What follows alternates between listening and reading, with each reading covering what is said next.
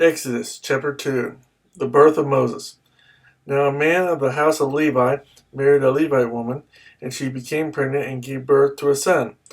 When she saw that he was a fine child, she hid him for 3 months. But when she could hide him no longer, she got a papyrus basket for him and coated it with tar and pitch. Then she placed the child in it and put it among the reeds along the bank of the Nile. His sister stood at a distance to see what would happen to him. Then Pharaoh's daughter went down to the Nile to bathe, and her attendants were walking along the riverbank. She saw the basket among the reeds and sent her slave girl to get it. She opened it and saw the baby. He was crying, and she felt sorry for him. "This is one of the Hebrew babies," she said. Then his sister asked Pharaoh's daughter, "Shall I go and get one of the Hebrew women to nurse the baby for you?" "Yes, go," she answered, and the girl went and got the baby's mother. Pharaoh's daughter said to her, "Take this baby and nurse him for me, and I will pay you." So the woman took the baby and nursed him.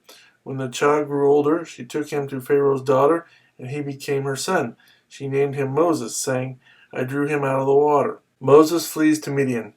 One day, after Moses had grown up, he went out to where his own people were and watched them at their hard labor. He saw an Egyptian beating a Hebrew, one of his own people. Glancing this way and that, and seeing no one, he killed the Egyptian and hid him in the sand. The next day he went out and saw two Hebrews fighting. He asked the one in the wrong, "Why are you hitting your fellow Hebrew?" The man said, "Who made you ruler and judge over us? Are you thinking of killing me as you killed the Egyptian?" Then Moses was afraid and thought, "What I did must have become known." When Pharaoh heard of this, he tried to kill Moses, but Moses fled from Pharaoh and went to live in Midian, where he sat down by a well.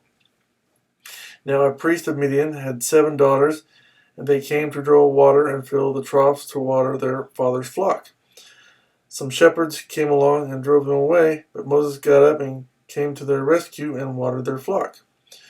When the girls returned to Reuel, their father, he asked them, "Why have you returned so early today?" They answered, "An Egyptian rescued us from the shepherds. He even drew water for us and watered the flock." "And where is he?" he asked his daughters. "Why did you leave him? Invite him to have something to eat." Moses agreed to stay with the man, who gave his daughter Zipporah to Moses in marriage.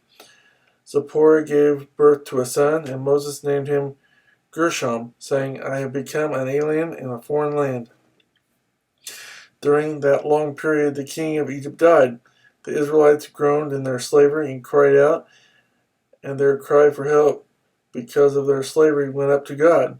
God heard their groaning, and he remembered his covenant with Abraham, with Isaac, and with Jacob. So God looked on the Israelites and was concerned about them.